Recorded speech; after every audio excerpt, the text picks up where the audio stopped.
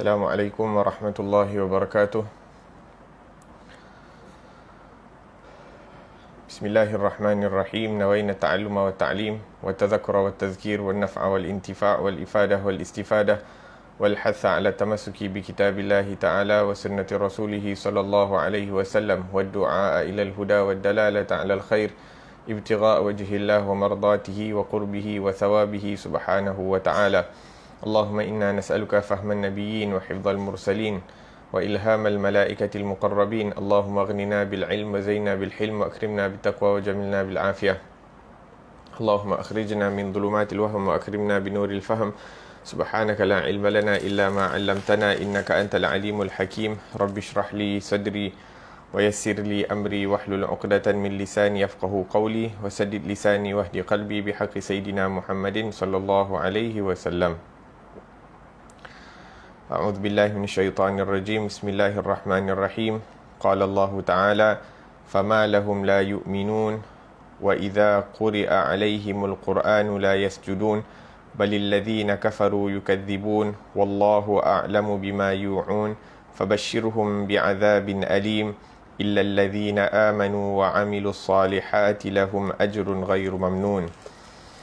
Mengapa mereka tidak mau beriman dan apabila Al-Quran dibacakan kepada mereka, mereka tidak bersujud? Maksudnya, apa yang menghalangi mereka untuk beriman kepada Allah Subhanahu wa taala dan Rasulnya sallallahu alaihi wasallam serta hari akhir?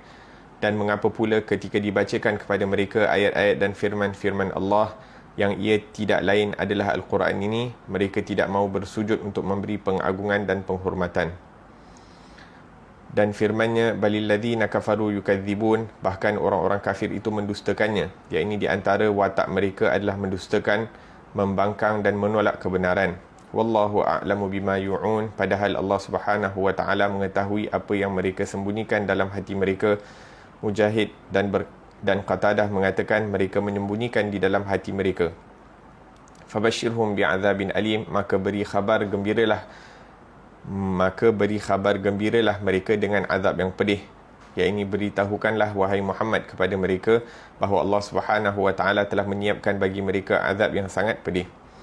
Dan firman Allah Subhanahu wa taala, illal ladzina amanu wa 'amilus salihat, tetapi orang-orang yang beriman dan beramal salih. Yang demikian itu merupakan bentuk pengecualian. Artinya, tetapi orang-orang yang beriman, iaitu dengan sepenuh hati dan beramal salih dengan tubuh badannya, bagi mereka pahala, iaitu di alam akhirat, ghairu mamnun, yang tidak akan putus-putus, yang tidak akan dikurangi ataupun tidak terhitung. Dan perpaduan antara kedua pendapat itu bahawa pahala itu tiada putus-putusnya. Alhamdulillah wassalatu wassalamu ala sayyidina Rasulillah wa ala alihi wa ashabihi wa man walah, amma ba'd. Alhamdulillah, kita bersyukur kepada Allah Subhanahu wa taala yang mana dengan taufik dan inayah daripada Allah Subhanahu wa taala kita dihadirkan dalam majlis di mana kalam-kalam Allah Subhanahu wa taala yang mana ini merupakan sebaik-baik perkataan dibahaskan. Kita cuba untuk memahami, cuba untuk mendalami, cuba untuk merenungi, cuba untuk menghayati daripada kalam-kalam Allah Subhanahu wa taala dengan akal yang diberikan Allah Subhanahu wa taala kepada kita. Cuba untuk memahami daripada apa yang terkandung di dalam Al-Quranul Karim sehingga ianya dapat menjadikan sebagai tauladan, pedoman, iktibar, pengajaran buat kita semua insya-Allah taala. Di akhir surah Al-Insyiqaq, ini selepas Allah Subhanahu wa taala mengangkat sumpah dengan Asy-Syafaq, iaitu warna merah, iaitu di malam hari, ataupun warna putih di siang hari. Dan Allah Subhanahu wa taala bersumpah dengan waktu malam dan apa-apa yang ia selubungi, dan juga bulan apabila ia menjadi penuh, dan juga dengan peredaran manusia dari satu keadaan ke keadaan yang lain sehinggalah masuk ke dalam syurganya Allah Subhanahu wa taala. Maka Allah Subhanahu wa taala mengatakan mengapa mereka tidak mahu beriman. Mengapakah orang-orang kafir ini tidak mahu beriman? Apakah yang menghalang mereka daripada beriman kepada Allah Subhanahu wa taala? Daripada zaman Rasulullah sallallahu alaihi wasallam sehinggalah ke zaman sekarang, apakah perkara-perkara yang menghalang mereka daripada mengimani daripada kalam-kalam Allah Subhanahu wa taala, sedangkan bukti-buktinya adalah jelas, bukti-buktinya adalah nyata, yang mana tidak ada kejayaan bagi mana-mana umat, tidak ada kejayaan bagi mana-mana manusia, melainkan dengan mengikuti daripada apa yang telah digariskan oleh Allah Subhanahu wa taala, apa yang telah diwahyukan kepada oleh Allah Subhanahu wa taala kepada para rasulnya, khususnya penutup segala nabi, iaitu Nabi Muhammad sallallahu alaihi wa ala alihi wasallam. Dan segala apa yang kita lihat di sekeliling kita ini daripada kebesaran Allah Subhanahu wa taala telah menunjukkan bahawa apa-apa yang ingin dilakukan oleh manusia selain daripada mengikuti daripada ajaran Allah Subhanahu wa taala, maka ianya akan gagal. Apa-apa yang dilakukan oleh manusia selain daripada apa yang diturunkan oleh Allah melalui rasul-rasulnya ala nabiyina wa alaihim afdalus salatu wassalam, mereka gagal. Mereka cuba sedaya upaya untuk memikirkan, untuk mendatangkan sesuatu sistem, sesuatu peraturan dan sebagainya, akan tetapi kalau ianya tidak selari dengan sistemnya Allah Subhanahu wa taala, peraturannya Allah Subhanahu wa taala, maka mereka akan gagal, bahkan pasti gagal. La ilaha illallah. Fama lahum la yu'minun.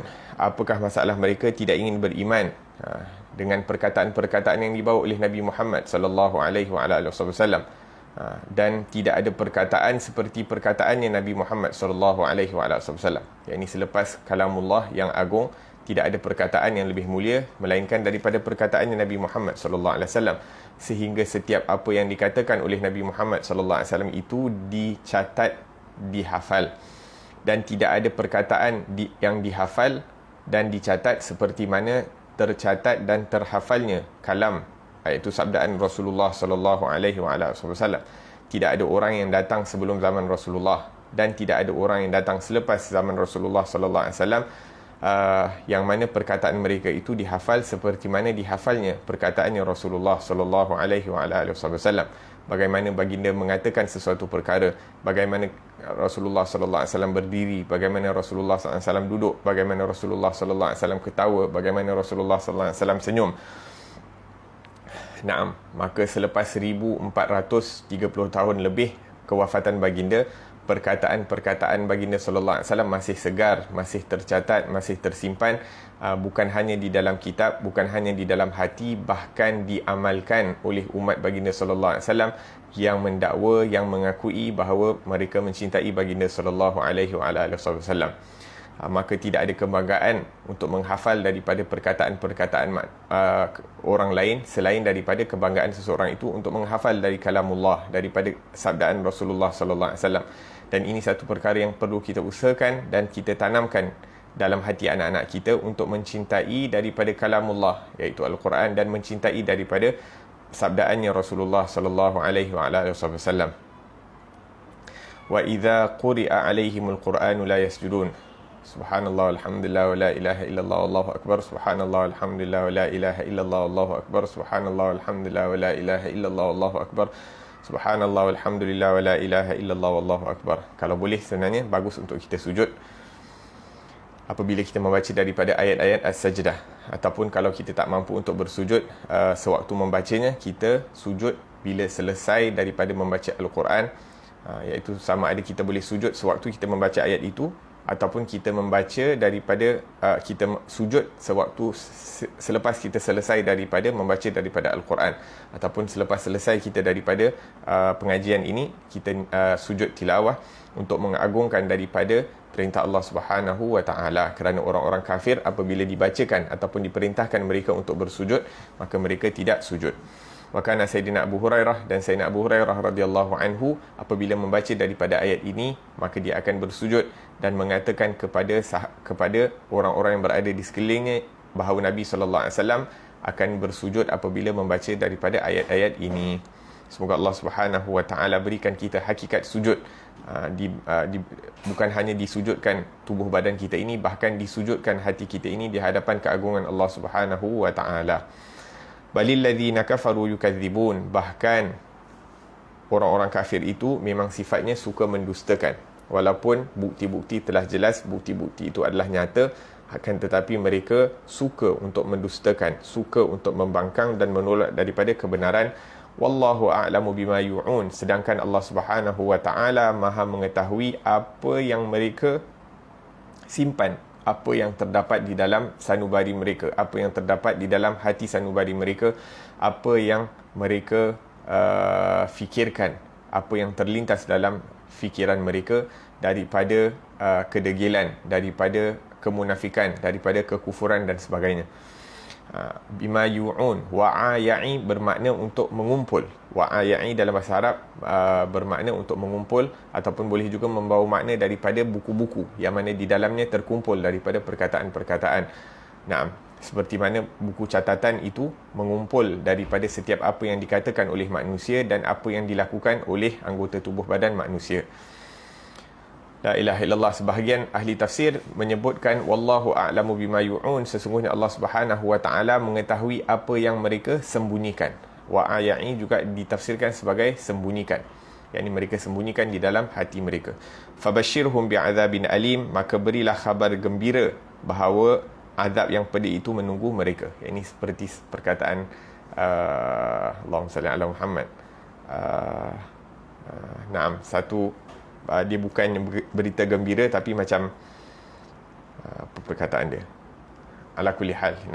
Allah Subhanahu wa taala beritahu, berilah mereka itu, orang-orang kafir, orang-orang yang enggan menerima kebenaran itu, akan azab yang pedih. Ini berilah peringatan kepada mereka bahawa mereka akan mengalami daripada azab yang pedih kerana keengganan mereka menerima kebenaran, kerana takaburnya mereka untuk menunduk daripada perintah di hadapan perintah Allah Subhanahu wa taala, dan kerana mereka itu berterusan dalam melanggari daripada perintah Allah Subhanahu wa taala. La ilaha illallah. Sebahagian daripada manusia bertanya, ataupun orang-orang yang tidak memahami, tidak kenal akan Allah Subhanahu wa taala, sifat Allah Subhanahu wa taala, maka mereka bertanya, ini kalau Allah Subhanahu wa taala mengazab daripada hamba-hambanya, maka di manakah rahmat Allah Subhanahu wa taala? Sesungguhnya Allah Subhanahu wa taala itu maha mengasihani dan maha mengampuni dan sebagainya. Maka di manakah rahmat Allah Subhanahu wa taala apabila Allah mengazab daripada hamba-hambanya? Maka kita akan mengatakan kepadanya, kalau ada orang melakukan kesalahan kepada kita di dunia ini, kebiasaannya kita akan marah dan ingin orang tersebut yang melakukan kesalahan untuk dihukum dengan hukuman yang sentimpal kerana dia melakukan kesalahan kepada kita. Dan tak boleh kita tidak akan berpuas hati selagi mana orang yang melakukan kesalahan itu diberi kebebasan tanpa ada apa-apa hukuman. Kalau satu orang merosakkan daripada harta orang lain, kita akan ingin akan keadilan agar supaya iaitu dibayar ganti rugi dan sebagainya. Ataupun kalau ada orang dibunuh, maka kita ingin balasan yang setimpal diberikan kepada pembunuh tersebut. Maka ini orang yang melakukan kesalahan terhadap Allah Subhanahu wa taala Al-Jabbar. Dia merasa dia lebih hebat daripada Allah Subhanahu wa taala. Tidakkah patut, tidakkah layak untuk orang yang berkeras kepala di hadapan keagungan Allah Subhanahu wa taala ini untuk dihukum? Bukankah selayaknya mereka dihukum? Illal ladzina amanu, kecuali mereka-mereka yang beriman dan beramal saleh, bagi mereka itu adalah segala kenikmatan yang berpanjangan, yang berterusan, yang tidak ada penghujungnya daripada Allah Subhanahu wa taala. Semoga Allah Subhanahu wa taala jadikan kita daripada kalangan orang-orang yang beriman kepada Allah Subhanahu wa taala dengan sebenar-benar iman, dan disibukkan anggota tubuh badan kita ini dengan amalan saleh sehingga kita mendapat daripada keridaan Allah Subhanahu wa taala. Amin, Allahumma amin. Kemudian kita berpindah kepada surah yang seterusnya, iaitu surah Al-Mutaffifin. Al-Mutaffifin di sini diterjemahkan sebagai orang-orang yang curang. Surahnya Makkiyah, iaitu diturunkan sebelum hijrah. Allah Subhanahu wa taala berfirman, a'udzubillahi minasyaitonir rajim, wailul lil mutaffifin alladzina idza iktalu 'alan nas yastawfun wa idza kaluhum aw wazanuhum yukhsirun ألا يظن أولئك أنهم مبعوثون ليوم عظيم يوم يقوم الناس لرب العالمين. Imam An-Nasai dan Ibnu Majah rahimahullahu taala meriwayatkan daripada Ibnu Abbas radhiyallahu anhu, dia menceritakan bahawa selepas Nabi sallallahu alaihi wasallam sampai di Madinah, penduduk Madinah adalah orang yang paling buruk dalam hal timbangan, sehingga Allah Subhanahu wa taala menurunkan ayat wailul lil mutaffifin, kecelakaan besarlah bagi orang-orang yang curang, iaitu tidak membuat penimbangan yang betul. Dan yang dimaksudkan dengan at-tatfif di sini adalah kecurangan dalam timbangan dan takaran, baik dengan meminta penambahan jika menerima timbangan daripada orang lain maupun mengurangi jika menimbang untuk mereka. Oleh kerana itu Allah Subhanahu wa taala menafsirkan al-mutaffifin sebagai orang yang dia janjikan dengan kerugian dan kebinasaan, iaitu wailun, kecelakaan besar. Dengan firman-Nya ini, alladzina idza iktalu 'alan nas, iaitu orang-orang yang apabila menerima takaran dari orang lain, timbangan dari orang lain, yastaufun, mereka minta dipenuhi, iaitu mereka mengambil hak mereka secara penuh dan bahkan berlebih. Wa idza kaluhum aw wazanuhum yukhsirun, dan apabila mereka menakar, menimbang untuk orang lain, mereka menguranginya, iaitu mereka mengurangi. Dan pendapat yang terbaik menjadikan kalu aw wazanu sebagai mutaaddi, dan hum menepati. Naam.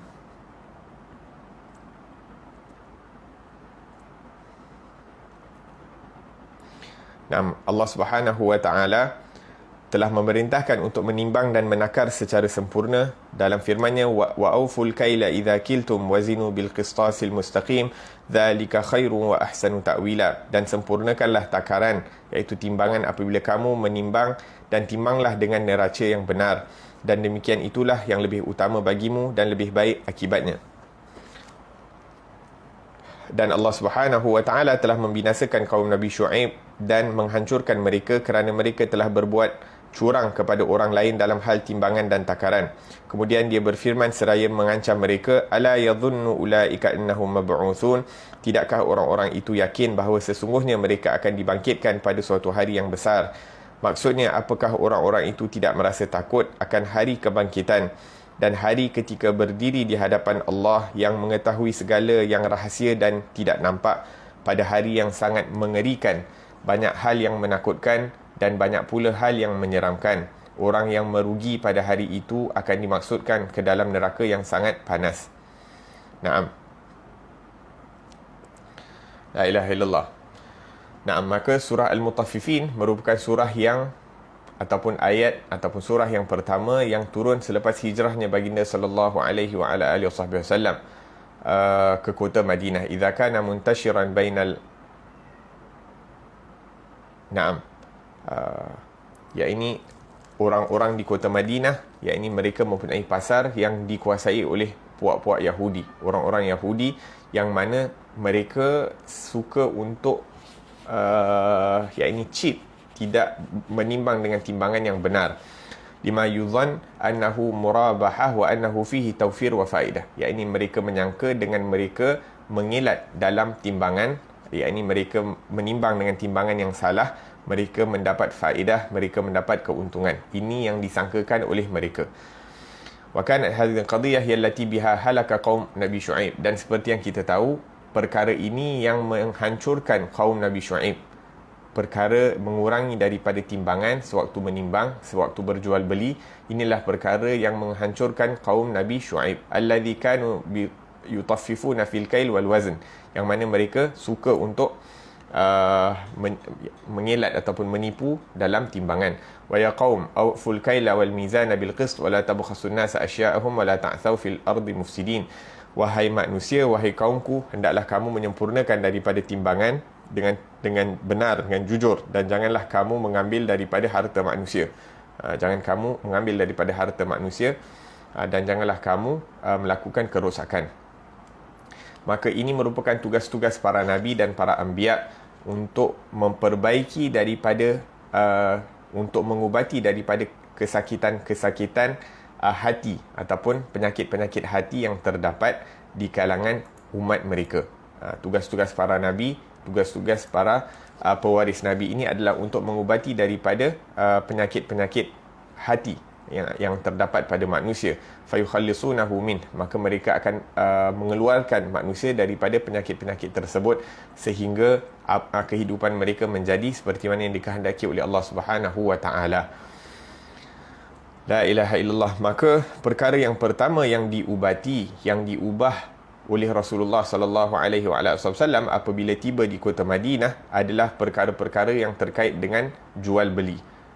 Perkara-perkara yang terkait dengan jual beli yang berlaku di pasar kota Madinah. Hadzara minat tatfif. Maka Nabi sallallahu alaihi wasallam mengingatkan agar supaya jangan kamu menipu ataupun mengurangi daripada timbangan. Fakana min awwalil a'mal allati qama biha bina'ul masjid. Antara perkara pertama yang dilakukan oleh Rasulullah sallallahu alaihi wasallam apabila tiba di kota Madinah adalah membina masjid, yakni mensaudarakan di antara golongan muhajirin dan ansar, menjadikan mereka itu adik-beradik, saling membantu antara satu dengan yang lain. Wan nazar fi aswaqil muslimin, dan melihat kepada perkara-perkara ataupun jual beli orang-orang Islam di pasar mereka. Bahkan Nabi sallallahu alaihi wasallam set up ataupun membina pasar yang khusus buat orang-orang Islam agar supaya ekonomi orang-orang Islam ini dapat menjadi kuat. Yang mana apabila ekonomi orang Islam menjadi kuat, ianya akan menjadi asbab juga untuk menguatkan ataupun menyebarkan Islam ke seluruh dunia. Maka Allah Subhanahu wa taala berfirman, wailul lil mutaffifin.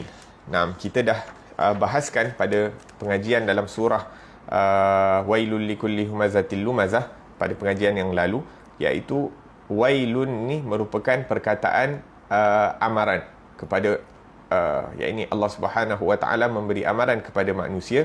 Allah Subhanahu wa taala yang bersifat al-jabbar, al-a'la, yang maha berkuasa itu mengingatkan ataupun memberi amaran kepada manusia itu jangan tentang satu kecelakaan apabila mereka melakukan perkara tersebut, iaitu mengurangi daripada timbangan. Dan wailun ini juga merupakan nama wadi, nama lembah di dalam neraka, yang mana dalam dia punya sangat dalam, sangat besar dan sangat dalam. Dan dikatakan lau suyirat fihi jibalud dunya ladzabat min shiddati harriha, dan punya panas lembah neraka ini kalau dicampakkan gunung-gunung yang berada di dunia ini ke dalamnya, maka akan hancur lebur disebabkan kepanasan api ataupun disebabkan kepanasan lembah di dalam api tersebut ataupun api yang terdapat dalam lembah tersebut. Allahumma ajirna minal wail wa min da'watil wail wasubur. Semoga Allah Subhanahu wa taala selamatkan kita daripada al-wail, daripada kecelakaan, dan doa kecelakaan yang disebutkan di dalam Al-Quran. Wa innama summiyal mutaffif li'annahu innama yabkhas asy-syai' al-qalil wa yasraq al-amr al-khafif ma'a dhalik wa wizruhu thaqil. Dipanggil mutaffif, orang yang mengambil barang yang tak ada nilai, orang yang mengambil barang tidak ada nilai, yakni dia mengurangkan daripada timbangan, iaitu bukan banyak pun, sikit je dia mengurangkan timbangan yang banyak.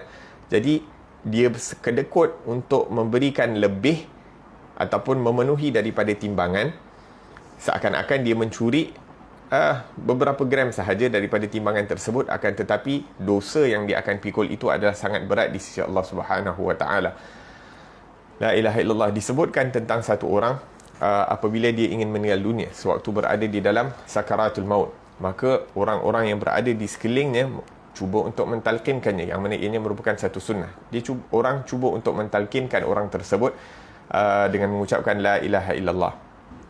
Bila ditalkinkan la ilaha illallah kepada orang ini sakat, senyap, berdiam diri. Akan tetapi bila orang lain cakap tentang perkara-perkara lain selain daripada perkara-perkara agama ataupun selain daripada talqin, maka dia boleh bercakap. Bukan dia tak boleh bercakap, boleh bercakap. Bila orang talqin balik, seakan-akan tersekat, iaitu la ilaha illallah itu tidak boleh terkeluar daripada lidah dia. Maka ditanyakan kepada orang tersebut, malak, apa masalah kamu? Apabila kami mengatakan la ilaha illallah, kamu diam. Tapi bila kami sebutkan tentang perkara-perkara lain, kamu boleh bercakap seperti biasa. Maksudnya tidaklah orang ni tak boleh cakap sebab sakit, sakarat maut dan sebagainya. Maka orang ni mengatakan, kuntu wazanan, aku ni berjual beli di pasar. Aku berjual beli di pasar dengan timbangan. Wa kuntu ati kulla yaum fa anfakh ghubar. Maka setiap hari apabila aku pergi ke pasar, sebelum aku memulakan daripada perniagaan aku akan tiup habuk-habuk yang berada di neraca timbangan dekat tempat aku letak berat. Iaitu neraca tu ada dua tangan neraca. Jadi tempat yang aku letak berat timbangan, maksudnya 500 gram. Maksudnya kalau kita pernah pergi pasar yang lama-lama ni, kalau kita nak beli barang, sebelah ni contohnya kita nak beli sayur ataupun nak beli tomato ataupun kentang, okey, dia akan letakkan sebelah tu barang-barang yang kita nak beli. Kemudian dia akan letakkan besi-besi 250 gram, 500 gram, 1 kilo dan sebagainya dekat sebelah yang lain. Jadi dia kata setiap hari bila aku pergi ke pasar, aku akan menghembus habuk-habuk ataupun aku akan yakni membersihkan habuk-habuk daripada timbangan yang mana aku letak dia punya berat tu. Adapun dekat timbangan yang mana aku letak barang yang orang nak beli, aku tak bersihkan habuk daripada tempat tersebut. Jadi setiap hari dia datang pasar tu, dia akan macam tiup lah dekat tempat yang letak besi-besi dan sebagainya, agar supaya yang berat tu exactly, akan tetapi dekat tempat yang nak letak barang orang beli tu ada habuk-habuk. Wa atrukul kifah al-ukhra hatta tuda' fiha al-bida'ah. Ghubar khafif, yakni berat mana sangat habuk-habuk tu kalau nak dibandingkan. Yakni tak mayusawi syai' ni. Tak mendatangkan apa perbezaan. La ilaha illallah. Tak ada mendatangkan apa-apa perbezaan, akan tetapi disebabkan yakni hati itu mengkehendaki daripada perkara-perkara dunia, mana-mana yang dia boleh untuk nak tipu orang, dia tipu orang. Dekat mana yang dia boleh kurangkan agar supaya dia rasa dia untung, mana-mana yang dia boleh kurangkan agar supaya dia rasa dia untung, dia akan kurangkan. Dan disebabkan itu, kullama aradtu an antiq bila ilaha illallah uhissu syaukatal mizan. Dan disebabkan itu, setiap kali kamu mentalkinkan aku dengan la ilaha illallah, aku merasa seakan-akan ada jarum yang diletakkan di lidah aku sehingga aku tidak mampu untuk menyebutkan la ilaha illallah. La ilaha illallah. La ilaha illallah. Naam. Subhanallah. Wailul lil mutaffifin alladhina idza iktalu 'alan nas yastawfun. Naam. Alladhina idza iktalu 'alan nas yastawfun. Iktalu minan nas, yakni bila dia beli daripada orang lain, dia minta agar supaya apa yang dia beli tu cukup. Bahkan kalau boleh dia nak minta lebih, ataupun kalau dia tak boleh minta lebih, dia nak minta diskaun. Ni penyakit la ilaha illallah. Sama ada dia nak lebih ataupun dia nak diskaun, tak boleh nak bagi lebih. La ilaha walamma kana akhdhu ziyada fiha madarrah 'ala al-ghair ikhtara al-haq kalimatu 'ala badl kalimat min. Naam. Alladhina idza iktalu 'ala an-nas ataupun idza iktalu minan nas yastawfun. Apabila dia ambil beli daripada orang lain, kalau boleh dia tak nak rugi, dia tak nak kurang. Naam. Walam yaqul ittazinu wa idza kaluhum aw wazanuhum yukhsirun. Apabila mereka menimbang untuk manusia, iaitu bila orang lain beli daripada dia, apabila orang ambil daripada dia, dia akan kurangkan daripada timbangan tersebut. Allah Subhanahu wa taala menyebutkan al-wazn wal kail di sini kerana itu yang digunakan, menakar atau menimbang ni, kerana itu yang digunakan di zaman dahulu di dalam jual beli. Fayanubul wahid anil akhar. Naam, fayaqul kiltuka haqqaka. Naam. Walamma dakhala ba'dul akhyar ila ba'dil umara sabiqan tahaddatha ma'ahum. Disebutkan bahawa zaman dulu apabila ada sebahagian ulama, mereka didatangi ataupun mendatangi daripada para pemimpin, maka para ulama bercakap dengan para pemimpin dengan mengatakan bahawa intabih li nafsik, yakni berjaga-jagalah kamu. Fa innallaha yaqul, kerana Allah Subhanahu wa taala berfirman, wailun lil mutaffifin, celakalah bagi orang yang mengurangi daripada timbangan. Ya'khudun amran nas khafif, yakni mereka, yakni dia mengurangkan timbangan manusia itu sikit je, beberapa gram. Mungkin 5 gram, mungkin 10 gram, mungkin 20 gram dan sebagainya. Maksimum pun mungkin takkan lebih daripada 100 gram. Naam. Fa kaifa bil ladzina ya'khuduna amwalal katsir. Maka ulama ni mengatakan kepada pemimpin tersebut, ini orang yang mengambil hanya sedikit saja, beberapa gram. Apatah lagi bagaimana pula kecelakaan yang akan tertimpa kepada orang yang mengambil daripada harta manusia dengan jumlah yang besar. waliyadzubillah tabaraka wa taala, yakni mengambil harta manusia orang-orang Islam yakni sesuka hati, tanpa yakni dengan jumlah yang besar. Alladhi yutaffiful kail wailun lahu fakaifa billadzina ya'khudhuna al-uluf min haqqil muslimin wa la yubali. Dan mereka kadang-kadang ambil banyak daripada harta orang-orang Islam tanpa hak, dan mereka tak ada rasa bersalah. Mereka tak ada rasa bersalah, waliyadzubillah tabaraka wa taala. Naam.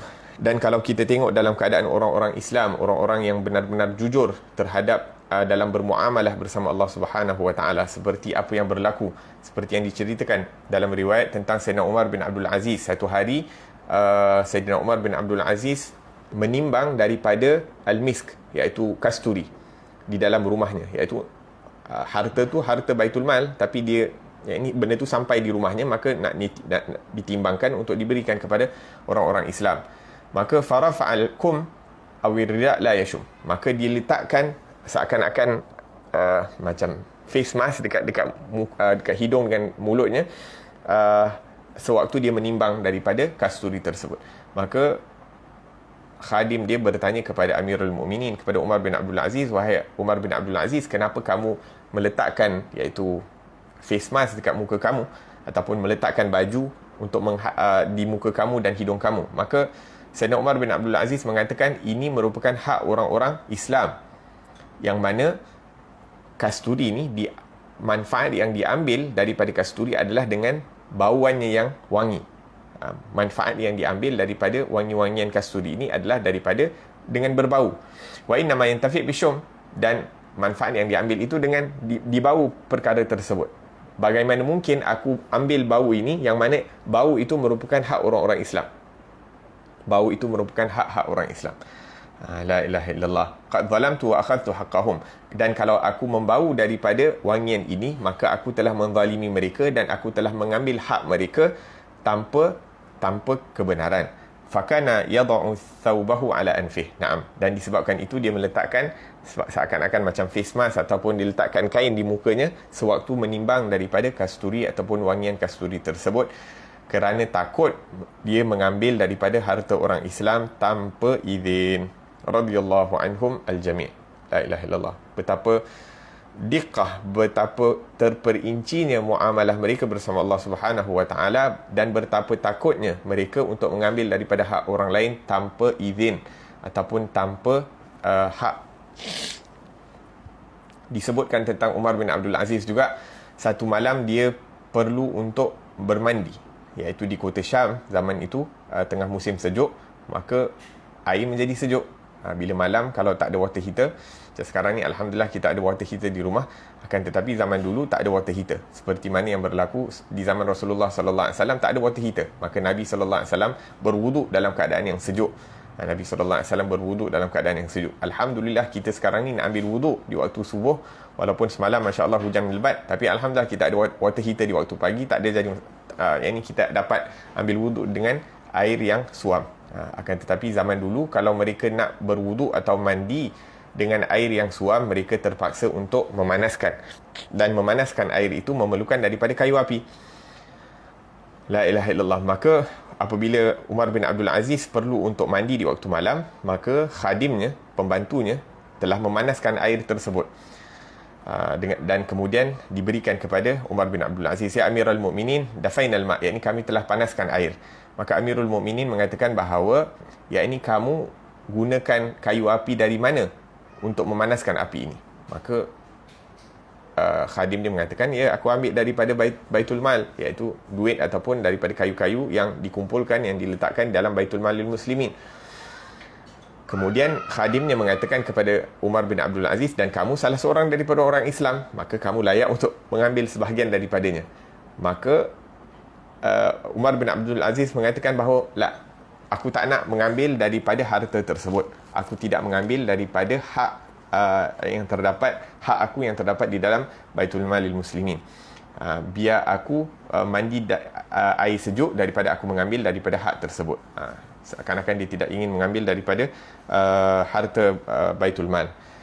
Maka khadimnya mengatakan, wahai Umar bin Abdul Aziz, wahai Amirul Mukminin, kalau kamu mandi dengan air sejuk, esok pagi orang-orang Islam bangun tanpa ada ketua, tanpa ada pemimpin. Sebab apa? Sebab mati kesejukan, mati sebab mandi air sejuk. La ilaha illallah. Maka khadimnya, Masya Allah, orang yang pandai mengatakan kepada Amirul Mukminin, khalas ya Amirul Mukminin, aku akan timbang berapa banyak kayu yang aku ambil daripada Baitul Mal itu, dan aku berikan kamu nilainya. Ambil timbang berat berapa banyak kayu api yang digunakan, berapa harga kayu api itu ikut berat yang digunakan, maka kamu bayar balik duit itu ke dalam Baitul Mal. Maka dengan itu barulah Umar bin Abdul Aziz mandi dengan air yang dipanaskan dengan kayu-kayu Baitul Mal. La ilaha illallah. Tak mampu, tidak ingin untuk mengambil, hatta walaupun dia ada hak daripada Baitul Mal, dia tidak ambil daripada hak tersebut, takut-takut dia menzalimi daripada hak orang-orang Islam yang lain, sedangkan dia merupakan ketua orang-orang Islam.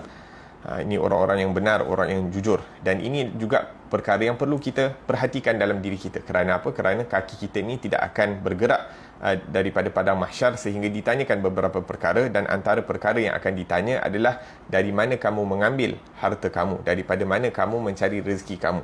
Min aina iktasabta, daripada mana kamu dapat rezeki kamu, wa aina anfaqta, dan ke mana kamu belanjakan. Kita akan ditanya dari mana kita dapat duit, adakah halal ataupun sebaliknya, dan kita akan ditanya bagaimana kita membelanjakan duit itu, adakah di jalan yang dikehendaki oleh Allah ataupun sebaliknya, waliyadzubillah. Tak cukup ambil daripada tempat yang halal, lepas tu suka-suka hati belanja ikut suka hati kita, pun akan dihisap.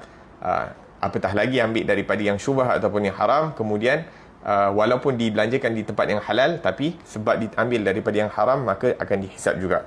Disebabkan itu dikatakan bahawa duit, harta ni halaluhu hisab wa haramuhu iqab. Harta yang halal itu akan diperhitungkan oleh Allah Subhanahu wa taala, dan yang haram itu wadih, jelas akan diazab oleh Allah Subhanahu wa taala, akan dihukum oleh Allah Subhanahu wa taala. La ilaha illallah. Maka disebabkan keadilan, kejujuran Umar bin Abdul Aziz dalam mentadbir daripada negaranya, maka dalam jangka masa yang singkat, iaitu 2 tahun 6 bulan, dia telah memenuhi dunia ini dengan keadilan. Telah memenuhi dunia ini bukan hanya dengan keadilan, bahkan telah memenuhi dunia ini, dunia Islam, dengan keadilan dan kekayaan. Sehingga dikatakan bahawa mereka terpaksa untuk mengambil, iaitu bila diambil daripada harta-harta Baitul Mal ni untuk nak cari orang-orang miskin, pergi daripada satu negeri ke satu negeri, satu daerah ke satu daerah, satu kampung ke satu kampung, tanya siapa ada orang susah untuk boleh diberikan daripada harta Baitul Mal. Semua orang mengatakan khalas, ma'had, tak ada, ana fi ghina, iaitu aku tak perlukan daripada harta Baitul Mal. Semua orang menolak, tidak ingin mengambil daripada harta Baitul Mal. Sehingga apabila dikatakan kepada Umar bin Abdul Aziz, khalas, orang semua tak nak, semua orang rasa mencukupi daripada apa yang mereka ada, maka Umar bin Abdul Aziz mengatakan, khalas, letakkan di Baitul Mal, biarkan di sana. Maka keadilan Umar bin Abdul Aziz itu telah mendatangkan kekayaan di dalam hati-hati manusia, hanya dalam tempoh yang singkat, iaitu 2 tahun 6 bulan. Allah. Dikatakan bahawa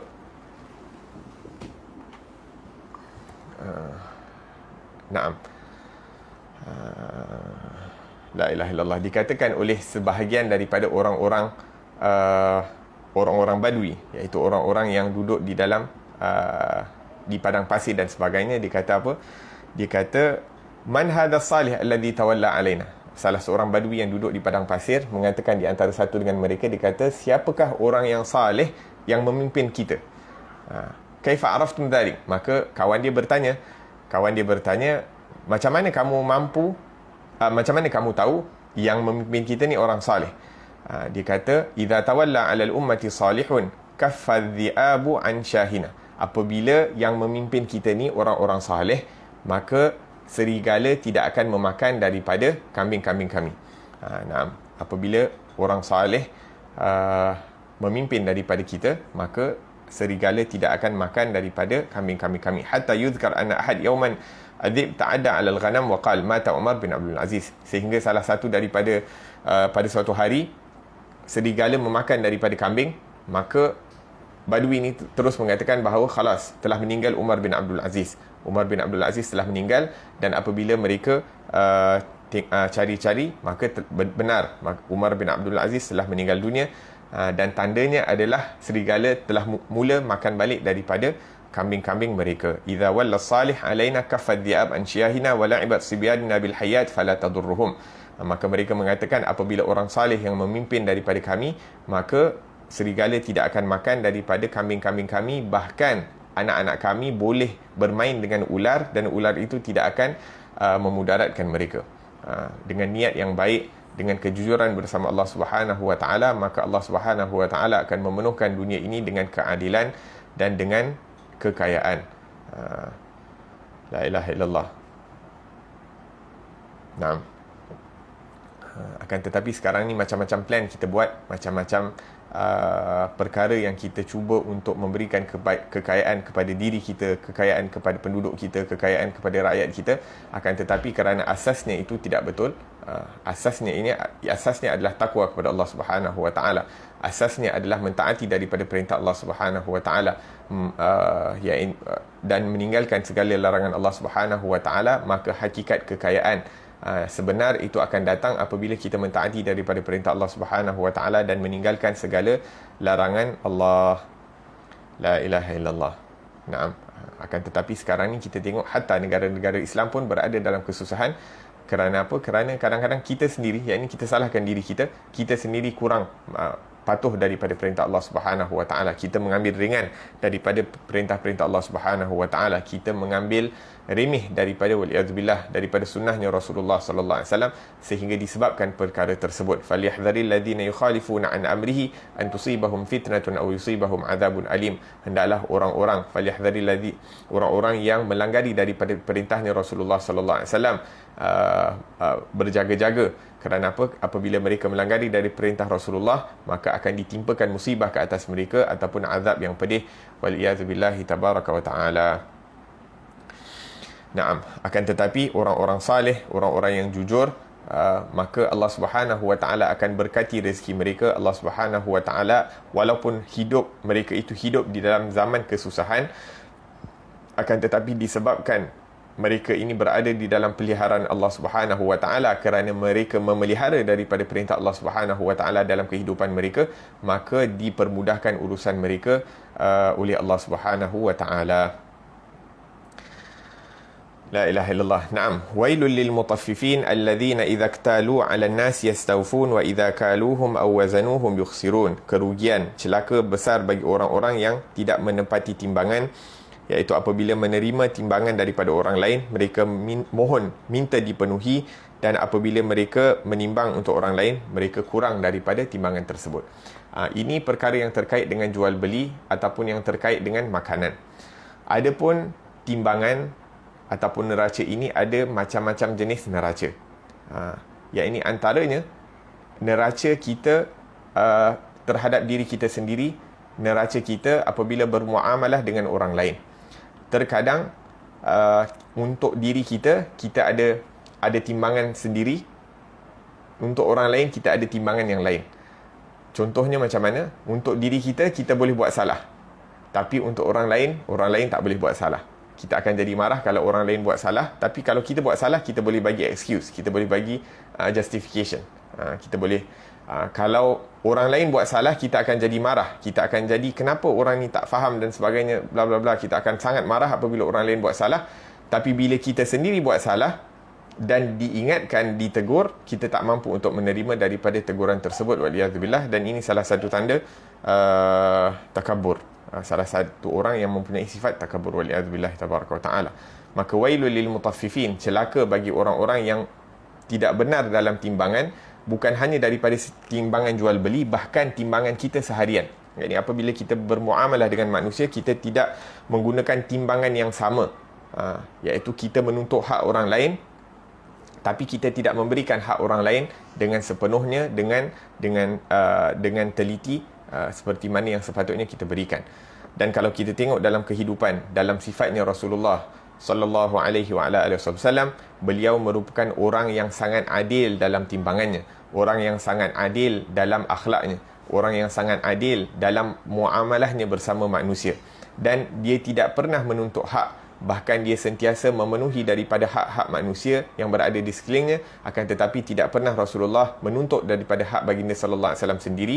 Akan tetapi apabila hak Allah Subhanahu wa taala itu tidak disempurnakan, maka tidak ada orang yang dapat menahan daripada kemarahan baginda sallallahu alaihi wasallam. Macam hari ini, kalau barang-barang rosak di rumah, kita akan jadi marah. Akan tetapi apabila perintah Allah Subhanahu wa taala ditinggalkan oleh anak-anak kita, waliyadzubillah, kadang-kadang kita tak marah. Barang rosak daripada perkara-perkara dunia, kita marah. Tapi bila anak kita bangun lambat, tak semayang subuh awal waktu, tak semayang pada awal waktu dan sebagainya, khalas, mafi muskilah, tak ada masalah. Amr yasir ini, la ilaha illallah. Maka ini timbangan ini yang perlu kita, perkara-perkara yang terkait dengan perintah Allah, itu yang perlu kita ambil berat. Adapun perkara-perkara yang terkait daripada perkara-perkara dunia, maka kita maafkan. Disebutkan satu kisah tentang seorang sahabat Nabi SAW yang bernama Sawad bin Ghaziyah di dalam peperangan Badar, peperangan yang sangat penting, antara peperangan yang penting dalam Islam, yang mana dengannya Rasulullah sallallahu alaihi wasallam berdoa kepada Allah Subhanahu wa taala, mengatakan, ya Rab, kalau kami kalah di dalam peperangan ini, maka ditakuti tidak akan ada satu orang pun yang akan menyembah engkau selepas ini, kerana peperangan ini menentukan daripada kemajuan Islam dan sebagainya. Ala kulli hal, maka peperangan ini berlaku pada hari 17 Ramadan. Pada 17 Ramadan, selepas subuh, Rasulullah sallallahu alaihi wasallam ataupun di awal pagi, Rasulullah sallallahu alaihi wasallam keluar daripada kemahnya untuk menegakkan daripada saf. Rasulullah SAW keluar daripada kemahnya untuk menegakkan saf, dan Rasulullah SAW memegang daripada kayu ataupun macam kayu lah untuk menegakkan daripada saf tersebut. Dan peperangan orang Islam di zaman dahulu, sebelum bermulanya peperangan, secara beramai-ramai sekaligus, mereka akan bermula dengan tiga, iaitu 3 orang daripada orang Islam akan berlawan ataupun apa dia panggil duel dengan 3 orang kafir. Maka daripada orang kafir ini daripada orang Islam 3 orang. Siapa? Sayyidina Ali bin Abi Talib, Sayyidina Hamzah bin Abdul Muttalib, dan Sayyidina Abu Ubaidah bin Harith bin Abdul Muttalib. Ini 3 ni semua daripada Bani Hashim ataupun orang Quraisy, daripada keluarganya Rasulullah sallallahu alaihi wasallam. Sepupu Rasulullah Sayyidina Ali, Abu Ubaidah pun juga sepupu Rasulullah sallallahu alaihi wasallam, dan juga pakciknya Hamzah bin Abu Talib bin Abdul Muttalib. Dan 3 orang daripada orang kafir, iaitu Utbah bin Rabi'ah, kemudian Syaibah bin Rabi'ah, dan Walid bin Utbah bin Rabi'ah pun lebih kurang keluarga. Ketiga-tiga ini mereka orang kafir. Maka 3 bergaduh dengan 3. Apabila selesai, yang mana orang Islam alhamdulillah ketiga-tiganya menang daripada orang Islam, dapat mengalahkan daripada orang-orang kafir sehingga mereka terbunuh, maka barulah mula daripada peperangan, barulah semua orang join masuk ke dalam medan pertempuran. Maka Allah Subhanahu wa taala menyebutkan tentang mereka ini di dalam Al-Quran. Allah Subhanahu wa taala berfirman, hadzani khasmani ikhtasamu fi rabbihim. 2 kelompok ini, 2 golongan ini, iaitu golongan orang yang beriman dan golongan orang yang kafir. Mereka berbantah-bantah ataupun mereka bergaduh satu dengan yang lain kerana Allah Subhanahu wa taala. Maka orang-orang yang kafir, falladzina kafaru, orang-orang yang kafir itu, quti'at lahum thiyabun min nar, mereka akan disediakan pakaian daripada api neraka, yusabbu min fawqi ru'usihimul hamim, dan akan dicampakkan di atas kepala mereka itu daripada air panas yang menggelegak, yusharu bihi ma fi butunihim wal julud, yang dengannya dihancurkan apa yang terdapat dalam perut dan juga kulit badan mereka, walahum maqami'u min hadid, dan mereka disediakan batang-batang besi untuk menyiksa mereka. La ilaha illallah, ni untuk orang-orang kafir. Kullama aradu an yakhruju minha, setiap kali mereka ingin keluar daripada neraka, min ghammin, disebabkan mereka menderita dengan azabnya, u'idu fiha, mereka akan dikembalikan kepadanya, wadhuqu azabal hariq, dan dikatakan kepada mereka, rasakanlah kamu azab yang berat ataupun yang pedih. Walhasil, yakni apabila bermulanya peperangan tersebut, sebelum mulanya peperangan tersebut, Nabi SAW tegakkan saf, yang kita sebutkan tadi tentang Sayyidina Sawad bin Ghaziyah. Akan tetapi Sayyidina Sawad ni, bila dia berdiri, dia punya perut terkedepan sikit daripada saf. Bila dia berdiri, perut dia terkedepan sedikit daripada saf. Maka Nabi SAW ingin menegakkan saf, maka ditekan perutnya Sawat ini, ataupun macam dipukul sedikit perutnya Sawat ini, supaya tegak inline dengan saf. Maka Sawat ini mengambil peluang. Sawat mengambil peluang dengan mengatakan kepada Rasulullah, "Ya Rasulullah, auja'tani." Ya Rasulullah, engkau telah menyebabkan perut aku sakit. "Anta bu'itha bil adl." Sesungguhnya engkau diutuskan dengan keadilan. Seakan-akan dia ingin menuntut keadilan. Ini seperti mana Rasulullah telah menyakitkan perutnya, dia ingin juga membalas kepada Rasulullah sallallahu alaihi wasallam. Dan pada waktu yang tengah cemas, yakni sebelum bermulanya perperangan, sepatutnya perkara-perkara yang remeh ini tidak perlu diambil kisah lah. Tak perlu diambil kisah. Akan tetapi Rasulullah sallallahu alaihi wasallam mengetahui akan pentingnya keadilan ini, maka Rasulullah mengatakan kepada Sayyidina Sawat bin Ghaziyah ini, "Khalas, anqidni min nafsik." Yakni lakukan kepada aku apa yang aku lakukan kepada kamu. Sahabat-sahabat lain semua dah jadi marah. Sebab apa? Sebab tengah sibuk-sibuk nak berperang, sempat pula kau nak minta balasan daripada Rasulullah sallallahu alaihi wasallam.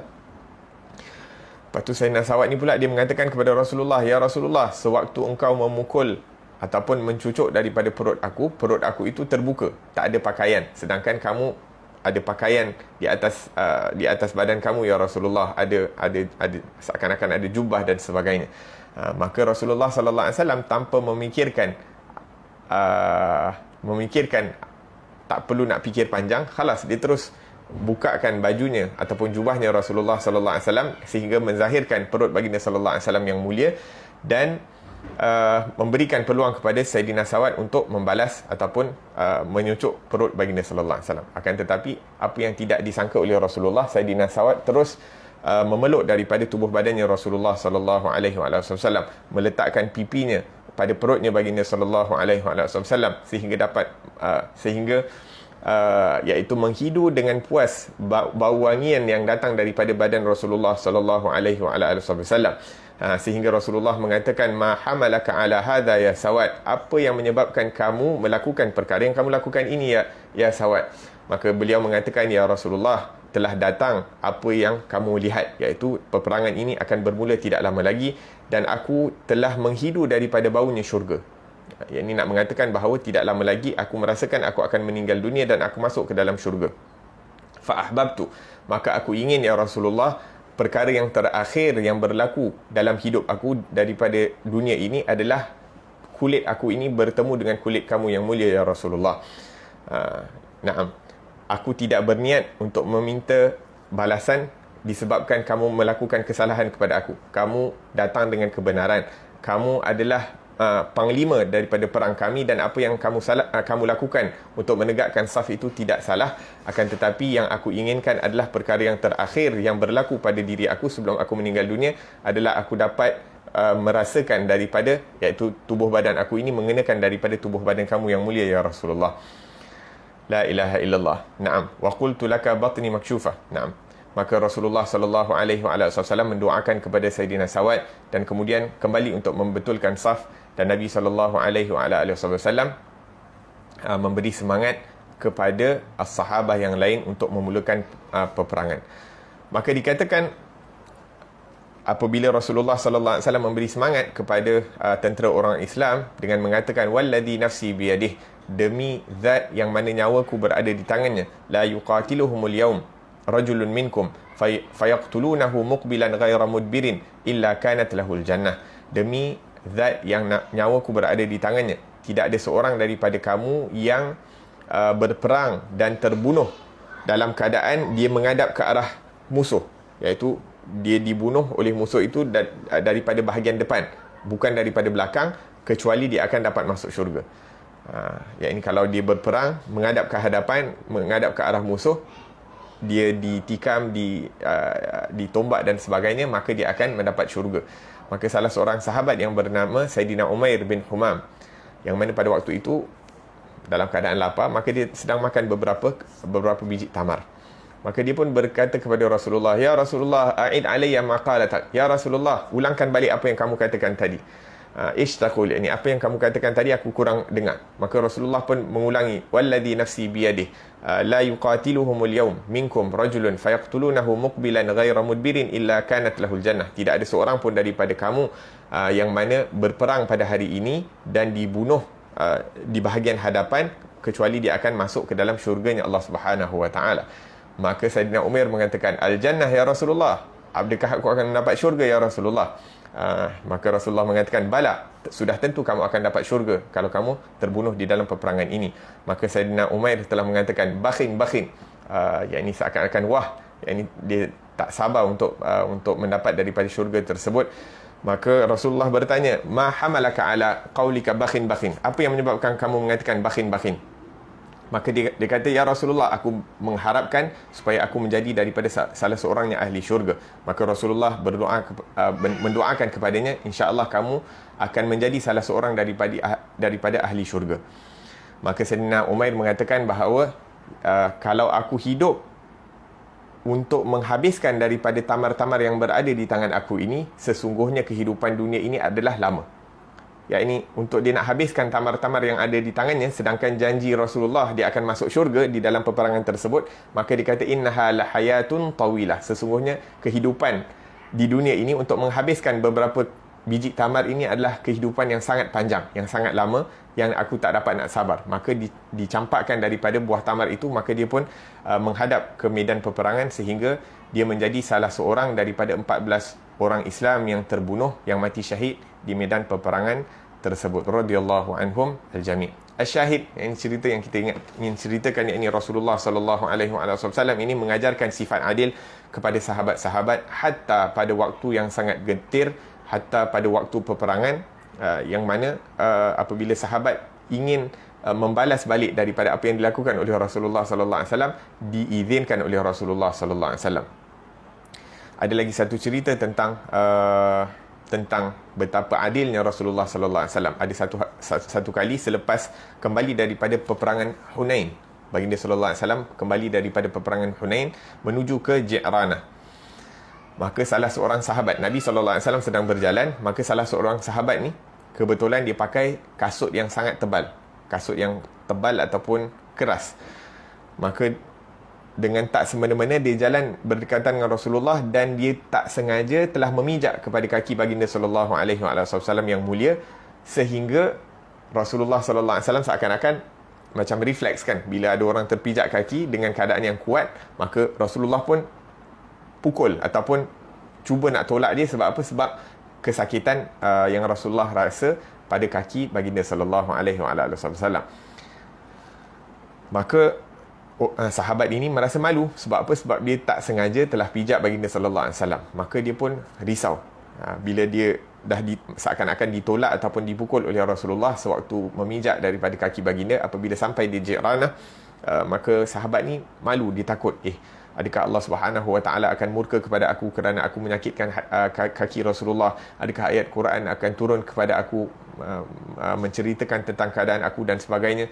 Maka dia pun tak berani nak mendekati daripada Rasulullah, sehingga dia duduk seakan-akan di penghujung kafilah. Yakni bila sahabat-sahabat semua berkumpul, dia duduk bahagian ujung sekali. Dia malu untuk melihat daripada wajah Rasulullah ataupun malu untuk dilihat oleh Rasulullah sallallahu alaihi wasallam. Akan tetapi tanpa diketahui, hari yang seterusnya Rasulullah ingin memberikan daripada harta rampasan perang. Maka Rasulullah mengarahkan seorang sahabat untuk memanggil sahabat ni yang terpijak kaki Rasulullah sallallahu alaihi wasallam. Maka apabila dipanggil, dia kata, dia risau, adakah Rasulullah marah aku? Adakah ayat Quran telah turun untuk melaknat aku dan sebagainya? Maka sahabat yang memanggil ni kata, aku tak tahu pula kalau ada ayat Quran turun, akan tetapi ini merupakan perintah daripada Rasulullah agar kamu dipanggil. Maka apabila dia mendatangi daripada Rasulullah sallallahu alaihi wasallam, maka Rasulullah bertanyakan kepada orang tersebut, kamu kan yang pijak kaki aku semalam? Maka dia kata, na'am ya Rasulullah. Maka Rasulullah sallallahu alaihi wasallam mengatakan, aku memohon maaf kerana aku pukul kamu tanpa sebab. Rasulullah memohon maaf daripada orang tersebut. Ini orang tu yang terpijak Rasulullah. Akan tetapi disebabkan terpijak itu Rasulullah memukul dia, tanpa sengaja juga, mungkin sebab refleks dan sebagainya, maka Rasulullah memohon maaf. Bukan hanya Rasulullah sallallahu alaihi wasallam mohon maaf daripada orang tersebut, bahkan Rasulullah sallallahu alaihi wasallam mengatakan bahawa khudh arba'ina syatan, ambillah kamu 40 ekor kambing ini sebagai ganti rugi daripada aku memukul daripada kamu semalam. La ilaha illallah. Yang ini bukan hanya Rasulullah melakukan satu perkara yang tidak perlu, yang ini meminta maaf, sedangkan baginda sallallahu alaihi wasallam insan yang paling mulia. Katalah Rasulullah tak minta maaf pun, sahabat ni tak akan terasa pun. Dia lebih risau sebab dia menyakiti Rasulullah sallallahu alaihi wasallam. Akan tetapi Rasulullah dengan akhlaknya yang mulia, yang mana tidak pernah marah apabila perkara-perkara sesuatu perkara itu berlaku ke atasnya, kalau ianya tidak berkaitan dengan Allah Subhanahu wa taala. Bahkan Rasulullah sallallahu alaihi wasallam memberi pula kepada orang tersebut 40 ekor unta. Bukan 40 ekor unta, maaf, 40 ekor kambing. Sekarang ni kurang lebih 40,000. Kalau seekor kambing sekarang ni kurang lebih 800-900, plus minus dekat RM40,000, hanya sebab baginda terpukul orang tanpa sebab. Sallallahu alaihi wa ala alihi wa sahbihi wa sallam. Dan ini mengajarkan kita bagaimana sahabat-sahabat mempelajari daripada sifat adil, tidak pernah marah kerana perkara-perkara yang berlaku kepada mereka, akan tetapi mereka hanya marah, yakni mereka marah apabila perkara-perkara yang terkait dengan perintah Allah Subhanahu wa taala itu tidak dijalankan. La ilaha illallah. Naam. Ada lagi kisah-kisah yang terkait dengan wailul lil mutaffifin alladhina idza iktalu 'alan nasi yastawfun wa idza kaluhum aw wazanuhum yukhsirun, yang mana insya-Allah kita akan sambung pada pengajian yang akan datang. Semoga Allah Subhanahu wa taala menghiasi diri kita dengan sifat-sifat yang mulia. Semoga Allah Subhanahu wa taala berikan kita taufik untuk sentiasa memberi lebih kepada orang lain, sama ada daripada harta dunia, daripada pembelian kita, sama ada daripada akhlak kita bersama orang lain. Yang ini kita sentiasa memberikan hak orang lain tanpa kita menuntut hak daripada orang lain. Dan apabila kita mengambil daripada orang lain, kita tak perlu untuk agar supaya timbangan itu dipenuhkan. Iaitu jangan kita biasakan diri kita ini untuk sentiasa nak minta diskaun. Jangan kita biasakan diri ini sentiasa untuk nak minta lebih daripada apa yang sepatutnya kita dapat. Allah Ta'ala alam. Semoga Allah Subhanahu wa ta'ala perbaiki daripada akhlak kita, perbaiki daripada sifat kita, sehingga kita mampu untuk meniru dan menauladani daripada akhlaknya Rasulullah sallallahu alaihi wasallam. Amin Allahumma amin. Wa sallallahu ala sayyidina Muhammad wa ala alihi wasallam. Alhamdulillah rabbil alamin. Rabbana anfa'na bima 'allamtana, rabbi 'allimna alladhi yanfa'una, rabbi faqihna wa faqih ahlana wa qarabatin lana fi dinina ma ahli al-qutri untha wa dhakar, rabbi wafiqna wa wafiqhum lima ترتضي قولا وفعلا كرما، وارزق الكل حلالا دائما، وأخل أتقياء علما، نحظى بالخير ونكفى كل شر، ربنا واصلح لنا كل شؤون، وأقر بالرضا منك العيون، واقض عنا ربنا كل الديون قبل أن تأتينا الرسل المنون، واغفر واستر أنت أكرم من ستر، وصلاة الله تغشى المصطفى من إلى الحق دعانا، والوفاء بكتاب فيه للناس شفاء، وعلى الآل الكرام شرفاء، وعلى الصحب المصابيح الغرار، اللهم اهدنا بهداك وجعلنا ممن يسارع في رضاك، ولا تولنا وليا سواك، ولا تجعلنا ممن خالف أمرك وعصاك، وحسبنا الله ونعم الوكيل، ولا حول ولا قوة إلا بالله العلي العظيم، وصلى الله على سيدنا محمد وعلى آله وصحبه وسلم، والحمد لله رب العالمين، والسلام عليكم ورحمة الله وبركاته، والعفو منكم.